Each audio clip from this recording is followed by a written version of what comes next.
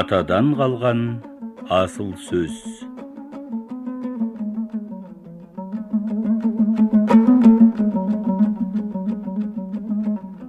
Әнет би.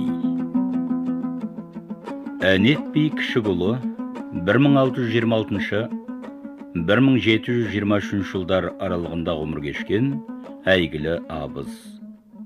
Әнет баба аталған аға би.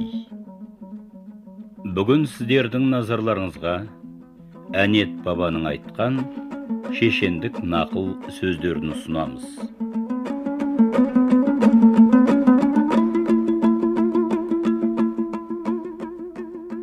Бірде күлтөбеге жиналған ел: баба, дүниеде не арсыз, не ғайып, не даусыз, не қадірсіз, не тәтті, не күшті, не жаман деп жеті сұрақ қойыпты. Сонда баба жеті сауалға үш-үштен жұптап былай деп жауап беріпті. Үш арсыз бар: ұйқы арсыз, тамақ арсыз, күлкі арсыз. Үш ғайып бар: ажал ғайып, қонақ ғайып, несібе ғайып.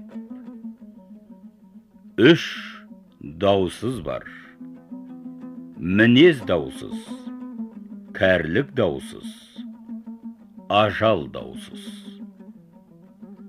Үш қадірсіз бар: жігіттік қадірсіз, денсаулық қадірсіз, әйел қадірсіз. Қадірсіз дегенде Әнет баба адам баласы жас уағында осы үш асыл нәрсенің қадірін білмейді. Ес тоқтата келе өкінет дегенді айтқан екен. Үш тәтті бар: жан тәтті, мал тәтті, жар тәтті. Үш күшті бар: ақыл күшті, жүрек күшті, тіл күшті. Тағы ойланып отырып, Әнет баба үш жаман бар депті. Нақақ қан төгу, кісі малын нақақ алу, ата бабадан қалған ескі жұртты бұзу.